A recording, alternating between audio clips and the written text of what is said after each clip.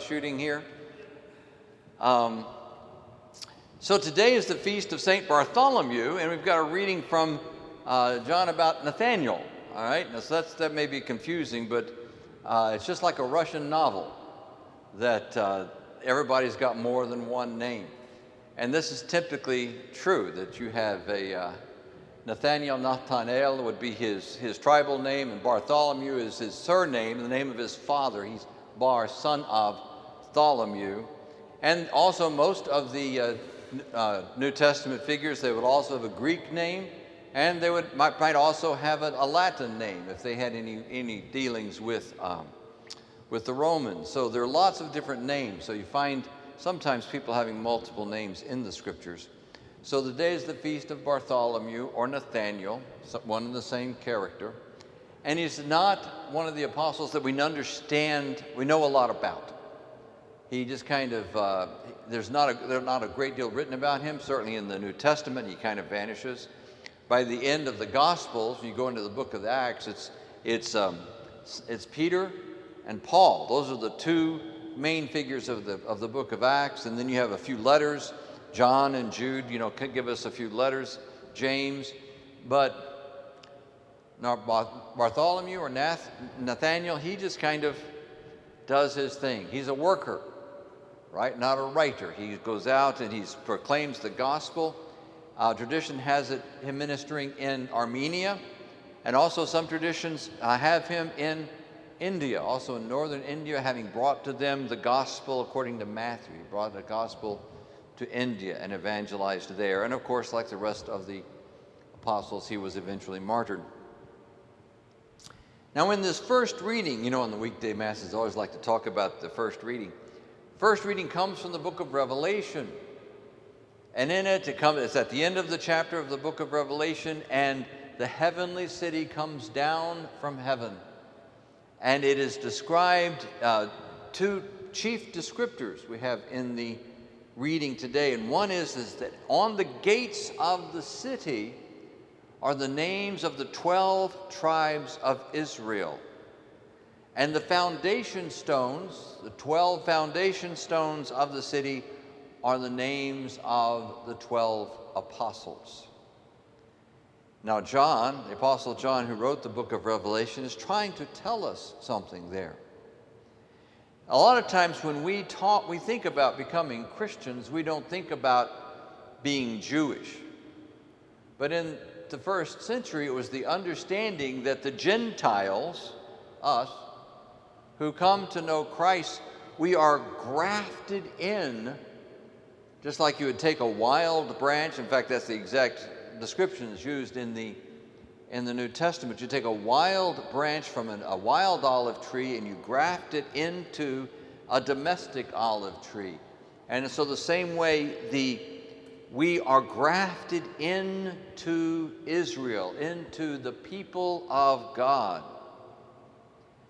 And so that was their understanding. So the gates of the city of the New Jerusalem are inscribed with the names of the 12 tribes of Israel, because we enter into the city of God through the nation of Israel, by being grafted into the people of God, formerly understood as the nation of Israel. And that's why it's important to us to understand the Jewish traditions and the Jewish feasts and the history and culture of Israel, because and otherwise we get a really incorrect understanding of who Jesus is. Jesus was a first century Jew, born of the tribe of Judah, living in Nazareth, and that's a whole geopolitical issue there, because the tribe of Judah, which was in which Bethlehem is in the tribe of Judah, and then